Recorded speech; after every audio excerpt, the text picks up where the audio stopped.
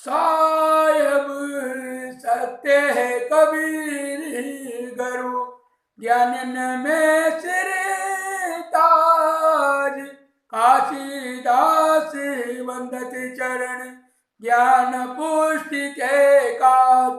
नमो नमो गुरुदेव को नमो कबीर कृपाल नमो संत शिरोमणि जीवन के रक्षपाल।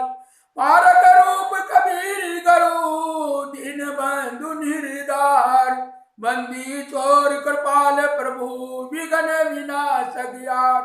बंधु सतगुरु पार की धरो चरणों में शीश हाथ जोड़ी स्तुति करूं मिले ज्ञान बख्शीश।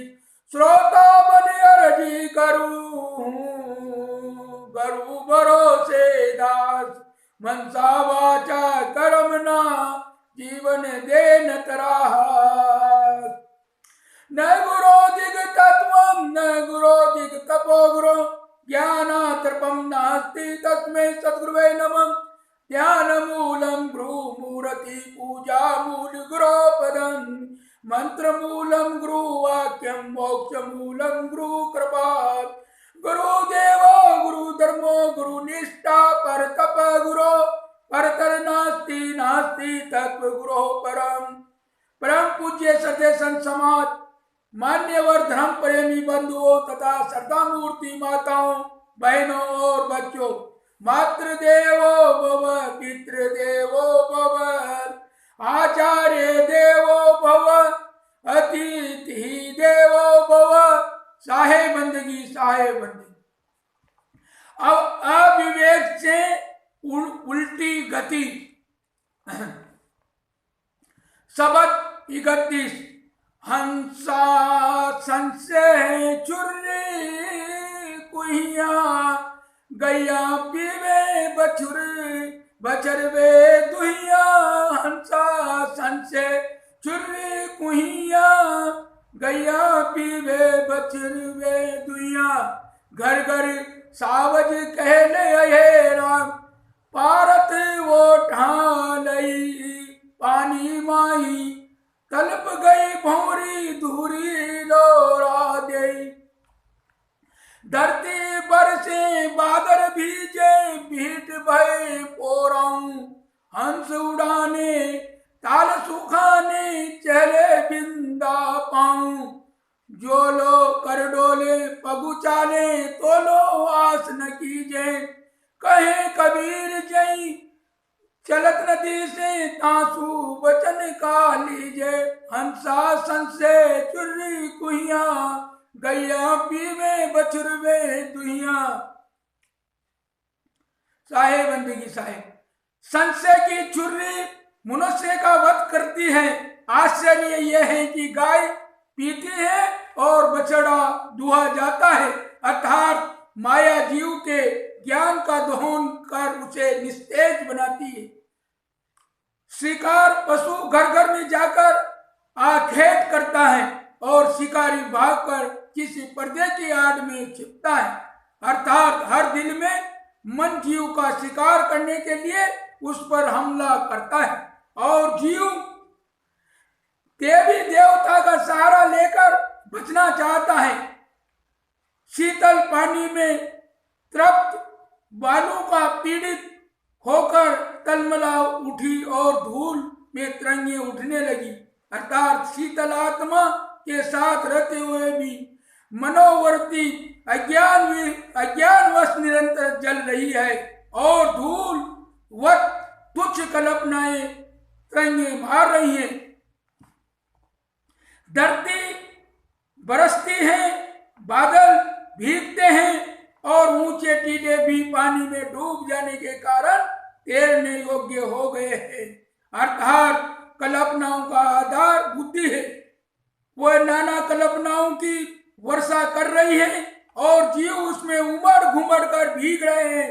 इसमें बड़े बड़े ज्ञानी मुनि भी डूब गए हैं, अतः उनसे भी हटने योग्य हो गया है। पहले हंस उड़ गए तब ताल सूख गया, परंतु हंस के पैर ताल के कीचड़ में फंस गए, अर्थात जीव शरीर को छोड़कर चल दिया। तब शरीर मुरझा गया, परंतु जीव का लक्ष्य वासनाओं में फंसा रहा।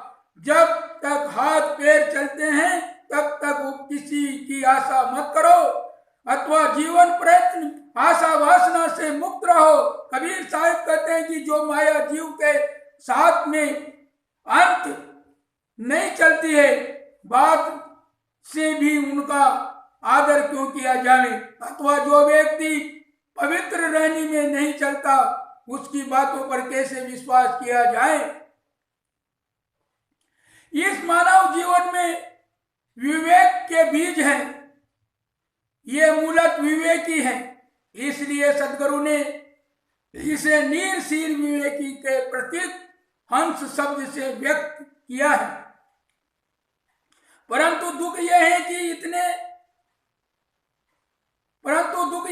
इसने अपने विवेक का उद्घाटन नहीं किया, इसलिए यह संशय की छुरी से निरंतर रहता जा रहा है। संशय कहते हैं संदेह को एवं अनिश्चय को। मैं शरीर हूं कि शरीर से भिन्न हूं, अविनाशी हूं कि नाशवान हूं, जड़ हूं कि चेतन हूं, किसी का अंश हूं कि सबका हूं, अपूर्ण हूं कि अपूर्ण हूं, बाहर से कुछ मिलकर तृप्ति होगी कि मैं स्वभावत तृप्त हूं, इत्यादि आध्यात्मिक संशय है। जगत स्वचालित है कि इसका कोई चलाने वाला है। देवी देवता, भूत प्रेत, मंत्र तंत्र सत्य है कि झूठे, आदि जैविक संशय है। जीवन का गुजर कैसे होगा, जीवन निर्वाह का धंधा बना रहेगा कि छूट जाएगा। परिवार के लोग एवं मित्रजन साथ देंगे कि या धोखा देंगे। शरीर के रोगी एवं बूढ़ा होने पर इसकी सेवा कौन करेगा, इत्यादि आदि भौतिक संशय है। उपयुक्त संशयों की छुरी से मनुष्य सदैव रहता जा रहा है। इसलिए गाय पीती है और बछड़ा दुहा जा रहा है। यहाँ कबीर साहब की प्रसिद्ध उलटवासी शैली का प्रयोग है। संसार में देखा जाता है कि बछड़ा गाय का दूध पीता है और गाय दुही जाती है, परंतु यहाँ उल्टा है, गाय ही पीती है और बछड़ा दुहा जा रहा है। गाय माया है, बछड़ा जीव है। माया जीव को पीती है, अर्थात माया जीव का शोषण करती है और जीव के ज्ञान विवेक का दोहन हो रहा है। माया में आसक्त होकर संसार के नर नारी आध्यात्मिक शक्ति से निस्तेज होते हैं। संशय एवं अज्ञान के घायल मनुष्य विषयाशक्ति रूपी माया का गुलाम होता है। वह निरंतर विषयाशक्ति में पड़कर निचोड़ जाता है। घर घर सावज खेले हयेरा, पारत वो टाले। सावज वह पशु है जिसका शिकार किया जाता है, जैसे हिरण, खरगोश आदि, और पारथ यानी पारधी का टूटा हुआ रूप है जिसका अर्थ है शिकारी। संसार में शिकारी पशुओं का शिकार करने के लिए वन में घूमता है और पशु भाग कर झुर मुठ और आड़ लेकर बचने की चेष्टा करते हैं, परंतु यहाँ उल्टा है। यहाँ वन में आखेट नहीं खेला जाता है, यहाँ तो घर घर में आखेट चलता है। वह घर है मनुष्य का हृदय। मन पशु एवं शिकार है जिसे जीव शिकारी बनकर मार सकता है, परंतु जीव के अविवेक से दशा उल्टी हो गई है। मन ही हर दिल में जीव का हमला कर उसका शिकार कर रहा है। मन ही शिकारी बन गए हैं तथा जीव मन के हमले से बचने के लिए देवी देवताओं तथा अनेक काल्पनिक उदाहरणों का आधार पकड़ता है, जो एक धोखा है। जीव मन के हमले से बचने के लिए देवी देवताओं तथा अनेक काल्पनिक अवधारणाओं का आधार पकड़ता है, जो एक धोखा है। जीव को मन का भी अध्ययन करना होगा, मन को समझना होगा और विचार पूर्वक मन को शिकार बनाना होगा। पानी माई तलपी गई भंवरी, थोड़ी लोरा दे। भंवरी कहते हैं धूप से गर्म धूल या बालू को। गर्म बालू शीतल पानी में पड़ने से शीतल हो जाती है, परंतु यहाँ तो वह और भी तलमला उठी। मनुष्य की शुद्ध आत्मा स्वभाव से शीतल है, परंतु उसमें रहकर भी मनोवृत्ति जलती रहती है। अभिप्राय है कि मनुष्य का चेतन स्वरूपतः शुद्ध है। शुद्ध होने से मौलिक रूप में शीतल, शांत एवं कल्याणमय है, परंतु इस प्रकार जीव को स्वरूप ज्ञान नहीं है। इसलिए उसकी मनोवृत्ति अनेक चिंताग्नि में निरंतर जलती रहती है। धूरी लोरा देई, ये यहाँ मन की कल्पनाएं धूल है। मन में तुच्छ कल्पनाएं उठती है। बूढ़ा आदमी भी 22 वर्ष का नौजवान होने की, निर्धन धनी होने की तथा अकिंचन संपन्न होने की कल्पना करता है। ये कल्पनाएं कितनी तुच्छ है, इसलिए सदगुरु ने उन्हें धूल शब्द से याद किया है। मन में अनहोनी कल्पनाएं उठती है तो मानो धूल में तरंगे उठ रही है। धरती पर से बादली बीज बीत गए पोरम। संसार में बादल बरसते हैं और पानी भीगती है, परंतु यहाँ इसमें भी उल्टा है। यहाँ धरती बरसती है तथा बादल भीगते हैं। ऐसी धरती सबका आदर है।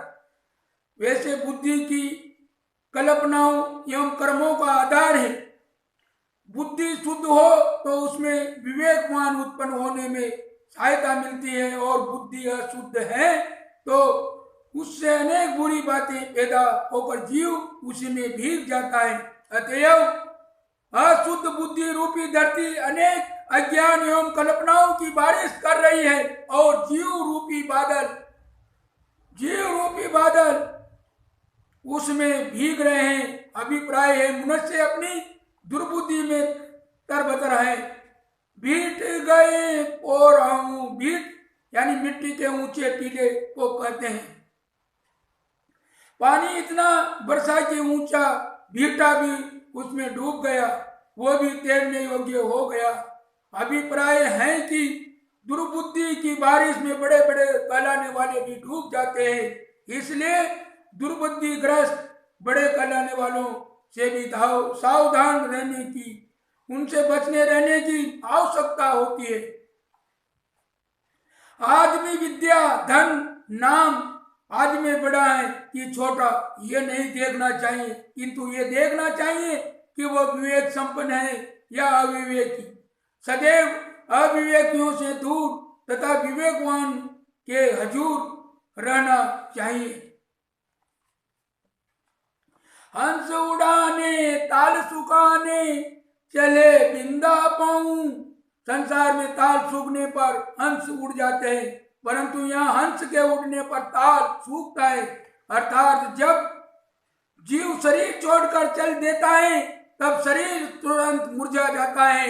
हंस के उड़ जाने के बाद उसके पैर ताल के कीचड़ में फंस जाने की बात भी अचरज भरी है, परंतु समझने में बिल्कुल ठीक है।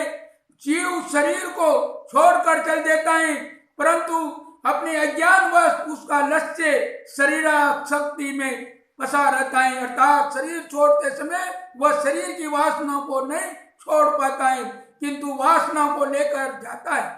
उसका लक्ष्य रूप पैर मानो देहाध्यास के कीचड़ में फंसा हुआ ही रहता है। जिंदगी की यही तो सबसे बड़ी हार है। शरीर तथा संसार को छोड़ने के पहले ही उनकी वासनाएं तथा मोह छोड़ देना जीवन मुक्ति है। यही जीवन में विजय है।